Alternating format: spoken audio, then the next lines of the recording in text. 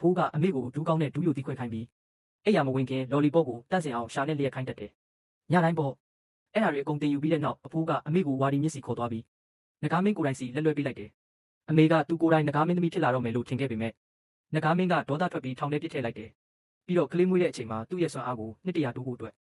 လေးကိုမျိုးချပစ်မယ်လို့ပြောတယ်ကျွန်တော်ကိုကယ်ဖို့အတွက်အမေကမြစ်ထဲကနေရုံထွက်ခဲ့တယ်ကျွန်တော်မွေးတဲ့နေ့မှာညကန်သားကဒဏ်ရာရနေတဲ့ဖီနစ်ငတ်စီကျွန်တော်ကိုပေးအပ်လိုက်တယ်သူ့ရဲ့ကိုယ်ပိုင်ပြန်လည်မွေးဖွားခြင်းစမ်းသပ်မှုမှာရှုံးနိမ့်ထားတဲ့ဖီနစ်ငတ်ပေါ့ကျေးဇူးပြုပြီးကျမကလေးကိုကယ်ပေးပါသူ့သွေးကြောထဲမှာစစ်မှန်တဲ့ငကားသွေးတွေစီးဆင်းနေတယ်သူ့ကိုကယ်ပေးရင်တနေ့ကျရင်သူပြန်ဆက်ပါလိမ့်မယ်မင်းလည်းပြန်ပြီးထမြောက်ပြီးနက်ပြည်ကိုရောက်ပါစေအဲ့ဒီလိုပြောလိုက်တဲ့အချိန်မှာအမေကမြစ်ထဲကိုခုန်ချလိုက်ပြီးရေစီးနဲ့အတူပျောက်ကွယ်သွားတော့တယ်အဲ့ဒီအချိန်မှာပဲဒဏ်ရာရနေတဲ့ဖီနစ်ငတ်ကအကြံရသွားပြီးအဖြူရောင်ဝိယုံနဲ့အမျိုးသမီးအဖြစ်အသွင်ပြောင်းလိုက်တယ်ပြီးတော့ကျွန်တော်ကိုညင်သာစွာပွေ့ပတ်လိုက်တယ်သူမရဲ့နာမည်က Young Section သူမကကျွန်တော်ရဲ့ဆရာမဖြစ်လာခဲ့တယ်ဒါပေမဲ့အဲ့ဒီညမှာပဲသူကကဘာကိုသိအောင်ကြီးညာလိုက်တယ်ကျွန်တော်ကစစ်မှန်တဲ့ငကားတစ်ကောင်ရဲ့သားတော်ဖြစ်ကြောင်းပေါ့အများအားရှိနေခဲ့တဲ့ဒဏ္ဍာရီတစ်ခုကတော့ငကားရဲ့သားကိုရတဲ့သူဟာအသက်ချက်မရှိတဲ့ကံတရားနဲ့စွမ်းအားကိုရလိမ့်မယ်ဆိုတာပါပဲဒါပေမဲ့ဆရာမကတမန်နီစီကံတစ်ခုချမှတ်လိုက်တယ်ရင်နှစ်ရင်လရင်ရက်မှာမွေးဖွားပြီးတန့်စင်တဲ့ရင်ခန္ဓာကိုရှိတဲ့သူပဲကျွန်တော်အနာကိုချင်းကပ်နိုင်မယ်ပြီးတော့ကျွန်တော်အနာကိုချင်းကပ်တဲ့သူမှန်သမျှသူတို့ရဲ့ကံကြမ္မာတွေဟာလုံးဝပြောင်းလဲသွားလိမ့်မယ်အယိုးတွေအစ်စ်လဲပြီးကံကြမ္မာတွေပြောင်းပြန်လည်သွားလိမ့်မယ်အဲ့ဒီသတင်းပြန်သွားတဲ့အခါအေးဆေးတဲ့မျိုးလေးကယူမတက်ဖြစ်ကုန်ကြတယ်ဆရာမကသူမရဲ့လက်ကိုမြှောက်လိုက်ပြီးမိုးကိုပိတ်ဆို့ထားတဲ့အကာအရံတစ်ခုကိုဖန်တီးလိုက်တယ်အဲ့ဒီအချိန်မှာလူတိုင်းကယုံကြည်သွားကြတယ်မိသားစုတွေကသူတို့ရဲ့သမီးတွေကိုရှေ့တိုးလာကြပြီးအခွင့်အရေးရဖို့တိုက်ပွဲဝင်ကြတော့တယ်ဆရာမကသူတို့အားလုံးကိုစစ်ဆေးပြီးမိန်းကလေး18ယောက်ကိုရွေးထုတ်လိုက်တယ်အားလုံးကအသက်3နှစ်ပြည့်ခါ14တွေအားလုံးကတန့်စင်တဲ့ရင်ခန္ဓာကိုယ်နဲ့မွေးဖွားလာကြသူတွေ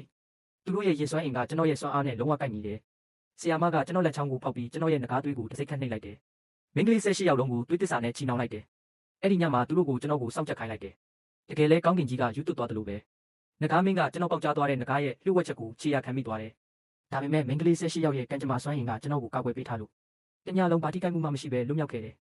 နောက်တနေ့မနက်မှာဆရာမကမိန်းကလေး18ယောက်ကိုအိမ်ပြန်လွှတ်လိုက်တယ်ဒါပေမဲ့သူတို့ရဲ့မိဘတွေကိုလေးနက်တဲ့စကားတစ်ခုပြောလိုက်တယ်မင်းတို့မိသားစု18စုလုံးဟာမင်းတို့ရဲ့နယ်ပယ်တွေမှာထိတ်ဆုံးကိုရောက်သွားလိမ့်မယ်ဒါပေမဲ့ဒီကံကောင်းခြင်းက18နှစ်ပဲခံမယ်အဲ့ဒီ18နှစ်ပြည့်တဲ့အခါမိန်းကလေးတွေကတယောက်ကငါတပေးနဲ့လက်ထပ်ရမယ်မဟုတ်ရင်မင်းတို့အားလုံးဘေးအန္တရာယ်နဲ့ကြုံရလိမ့်မယ်အဲ့ဒီအတိုင်းပဲအကုန်လုံးဖြစ်လာခဲ့တယ်ကျွန်တော်ရဲ့ငကားစွမ်းအားနဲ့ထိတွေ့ခဲ့တဲ့မိန်းကလေး18ယောက်ဟာသူတို့ရဲ့ဘဝတွေလုံးဝပြောင်းလဲသွားတယ်တယောက်ကအိမ်ပြန်လမ်းမှာရွှေချောင်းတွေတွေ့တယ်နောက်တစ်ယောက်ကတော့စာအုပ်စင်ဟောင်းနောက်ွယ်မှာရတနာတွေအပြည့်ပါတဲ့တစ်တာကိုတွေ့ရှိတယ်နောက်မိန်းကလေးတစ်ယောက်ကတော့ရေစီးနဲ့ပါသွားတဲ့တငယ်ချင်းကိုလိုက်ရှာရင်းမြေကမ်းသားမှာကြောက်စိမ့်တုံးကြီးကိုရှာတွေ့သွားတယ်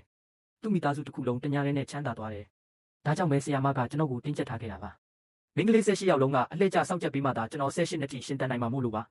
ါပြီးတော့အဲ့ဒီမတိုင်ခင်မှာကျွန်တော်သူမရဲ့ဘေးရင်ပညာရက်တွေကိုကျွမ်းကျင်ရမယ်အပြင်းမကြီးရဘူး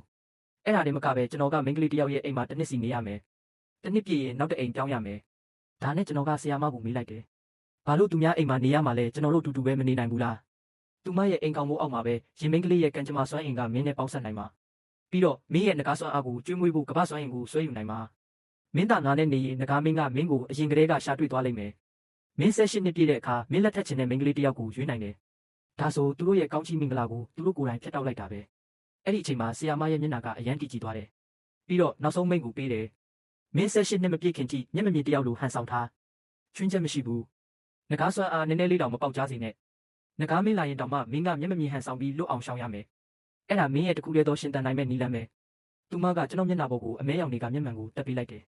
ငကားစွမ်းအားကိုဖုံးကွယ်ထားဖို့ပေါ့ကျွန်တော်ကငယ်လုံးလို့ဘာမှမမေးရခဲ့ဘူးဒါကြောင့်သူမပြောတဲ့အတိုင်းပဲလုပ်ခဲ့တယ်ဒဇိမ့်တွေရဲ့အိမ်မှာမျက်မမြင်ဟန်ဆောင်ပြီး